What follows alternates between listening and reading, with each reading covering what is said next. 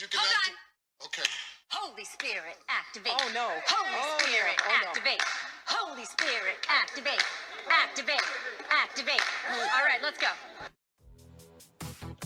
Prepare to have your ears tortured.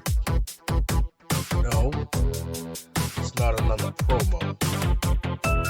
It's From the Front Row with Johnathan T. Rokford.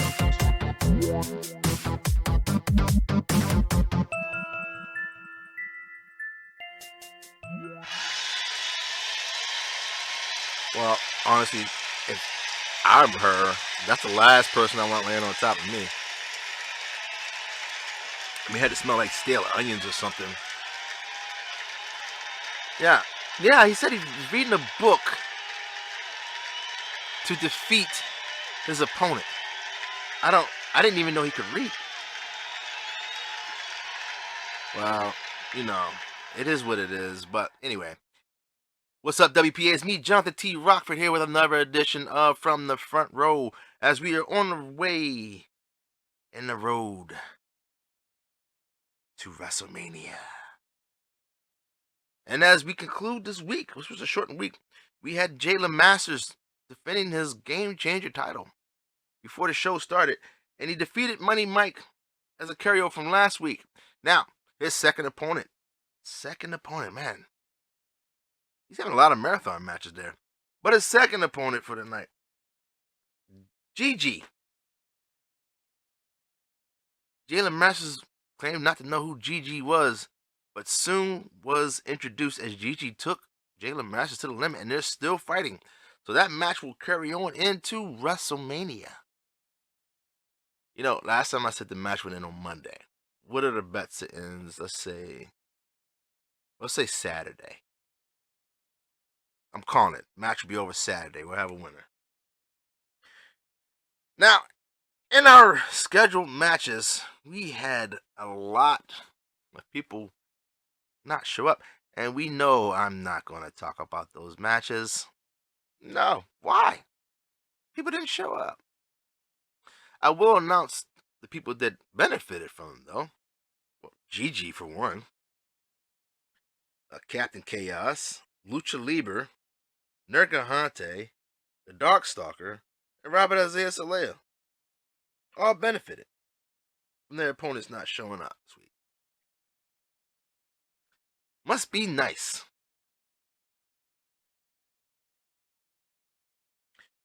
Now, in an actual match that happened, we had the return of Michael Oliver and Nathaniel Everett Young, better known as Money, taking on the Crazy Canuck, who took a week off. And you would think you take a week off, you would come back nice and refreshed. But see, Money took longer off, so he was really ready to go. And he proved it, as he picked up his first win in over months. You lost the Money. Now, the question is, are we getting the Money that was dominant as a TV and world champ? Or are we getting the Money that was on the downslope right before he disappeared? Well, we'll see this weekend. Now, our next match featured the man nobody wants to lose to, Kwani Fist, our triple threat champion, taking on Kenny Lee. And, well, I guess you can add Kenny Lee to the list of people who don't mind losing to Kwani Fist, as he was defeated by our triple threat champion. Maybe we should stop giving him that moniker. It seems to drive him a little bit. It's either that or just having a title is driving him to beat people now. He's becoming dangerous, folks. You might not want to lose to him, but he wants to beat you.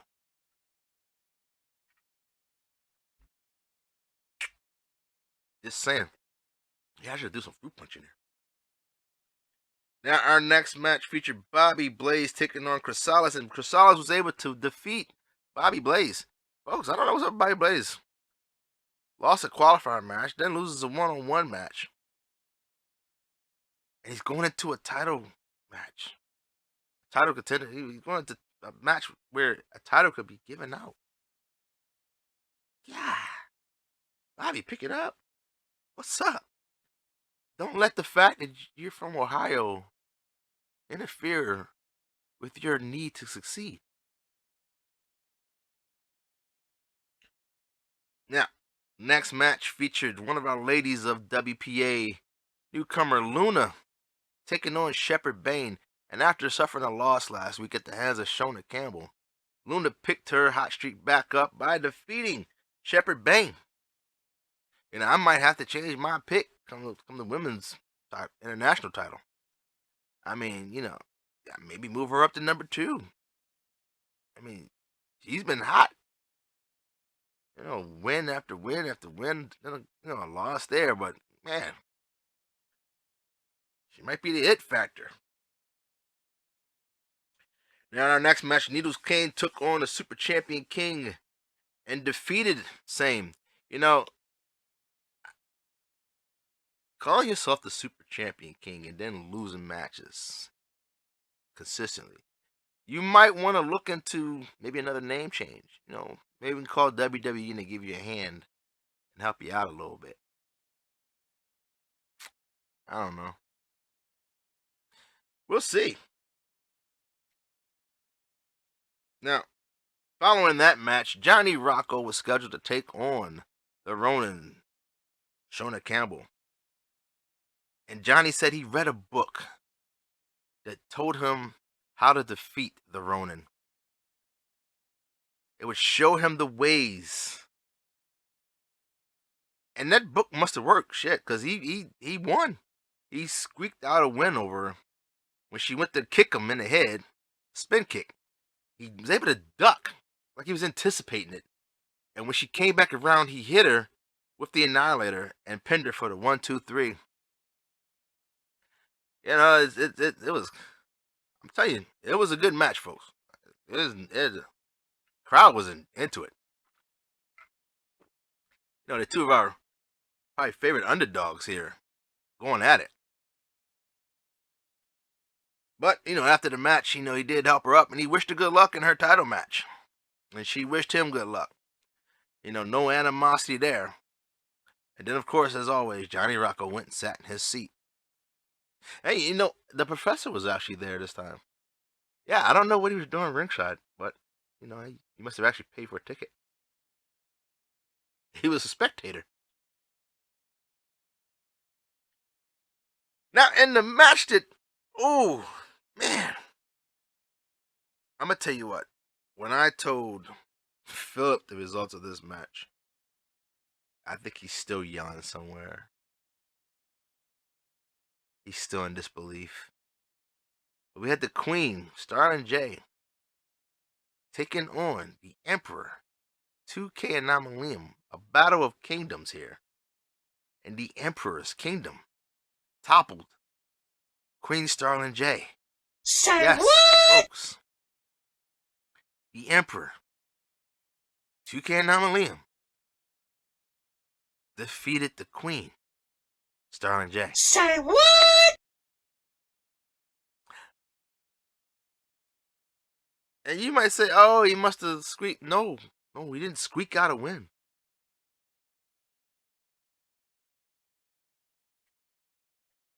Got it handily. Defeated her. Man. How the mighty have fallen. You know, some people point to her disagreement, we'll say, with Johnny Rocco as her downfall. It seemed to distract her just enough. I mean, last week she lost to the South Bronx Savage.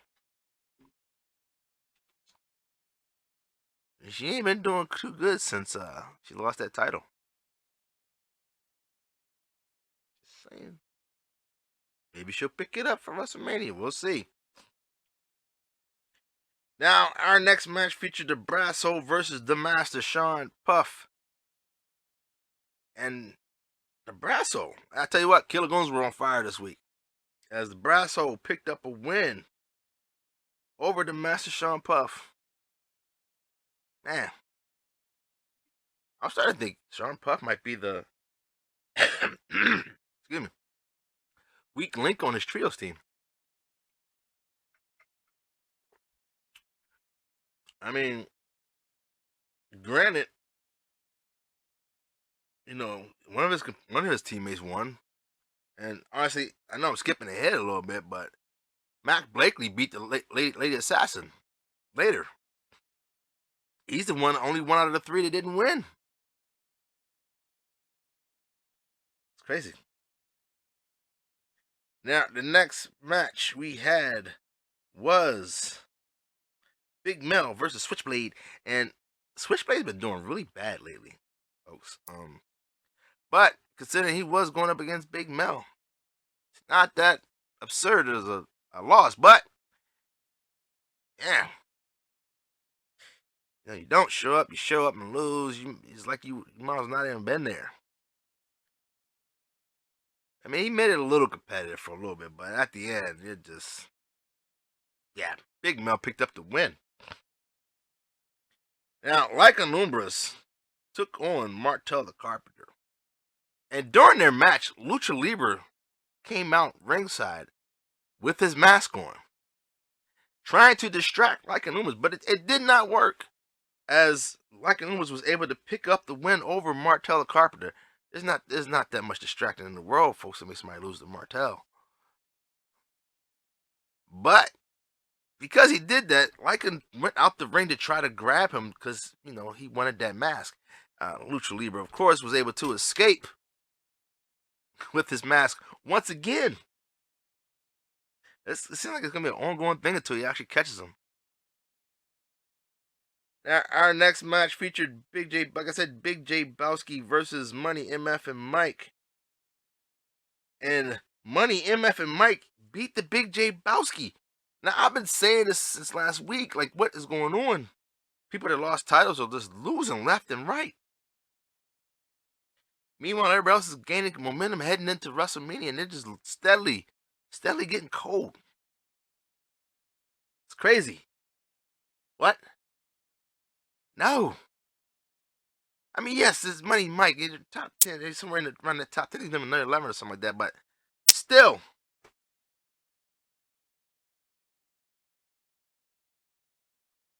When are you going to flip the switch? Is he waiting till WrestleMania? You know. We'll see. Now, James Altrez was able to defeat the First Lady, Alexa Leslie. And adding to that, there's 5 women in the title match here. And only one of them got a win this week. Heading into WrestleMania. Is that a sign of things to come? I mean, honestly, the only one that was able to win was Luna.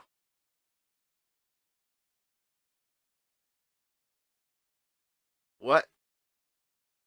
Yeah, if this was WWE, right, and they'd probably signal she was going to win the title, but unfortunately, we don't have anybody that creative here in WPA to write something like that. And it's not that creative. It really isn't. But Luna has to be sitting there looking pretty, seeing that her competitors didn't get wins this week.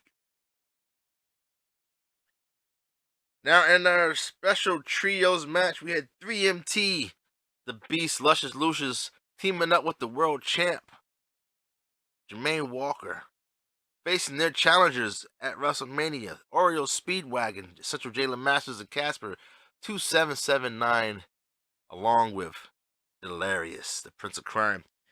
And Jermaine Walker just looked frustrated, folks. He was trying to help and guide and captain his team, and they just weren't listening. They wasn't listening. It's like they didn't take notes on what he did in the ring. And it got to the point where he just went and sat down at the commentary table and just decided to do commentary. The match ended when Jay LeMasters pinned Luscious Lucius. Yes, no surprise there, folks. The guy with all the mouth is the one that got pinned. Isn't that always that way? The biggest trash talker sometimes pushes the other team to get up a victory. Now in our main event, we had Red Death taking on the Messiah. And you know, I talk a lot of trash about the Messiah. Yeah. And he proves me right just about every week. As Red Death undoubtedly has been a dominant television champ, faced the Messiah for his title and beat him, folks. And when I say he beat him, I mean it was a close match. But yeah, once again, the Messiah does not pass the test.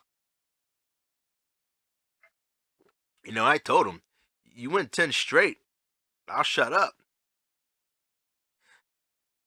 I don't look like I'm going to be shutting up anytime soon. But that's it, folks. That was all the matches. Oh, man, you know, that's pretty cool. We take all those matches where people didn't show up out. We're done pretty quick. Stay tuned. I think Philip is going to muster up enough to give us a pick for this week of somebody who impressed him. But tomorrow he will be putting out his top 10 either tomorrow or Friday.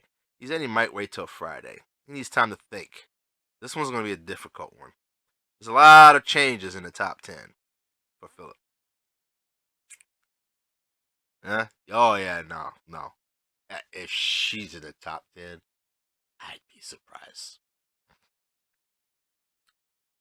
I don't even think she'd make top 20 right now. You'll see us again Monday morning when we recap the events from WrestleMania, detailing all the winners and first-time champions that are making history. Remember, we have 2 new titles on the line at WrestleMania, the U.S. title and Women's International title. Those winners will be crowned the first ever making history here at WPA. But until then, we shall see you. Stay tuned for Philip. Hopefully he's not too depressed. Who says later? What? No. I don't think anything can save her that match from the embarrassment of that. That was worse than if your hair just came out and you had a wig on. No. Lost to the emperor.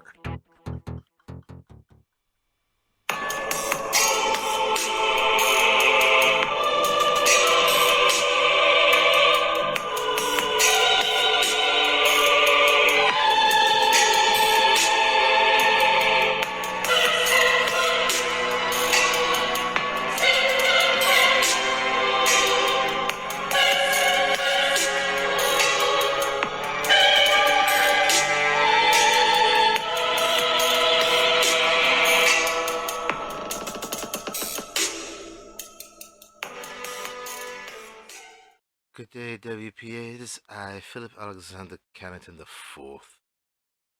And needless to say, I am in a very disgusted and disappointed mood. But we won't get into that. We all know why. What I will tell you is this week's pick has been very extraordinary. And over the last few weeks, as I've watched her perform, I've been quite impressed by her debut and her streak of wins. And of course, this week was no different leading into WrestleMania. I'm speaking, of course, of the individual known as Luna.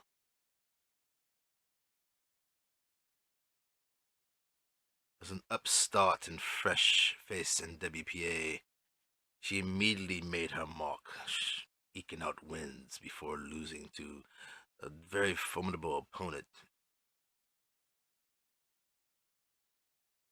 But she did not let that loss deter her from her mission. And this week she picked up a win. Her ring awareness is that of a veteran. She possesses the necessary skills, dare I say, to be the first women's international champion.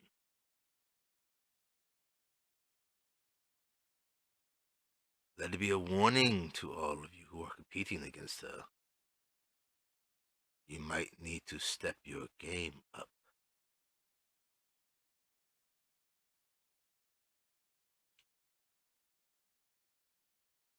Now, as always at the end of the month,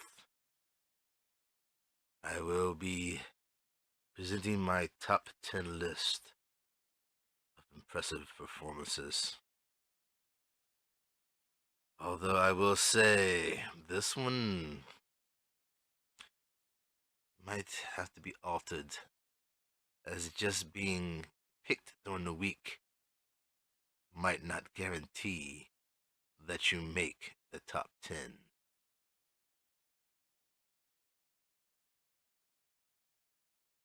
But until then, folks, I bid you a good day.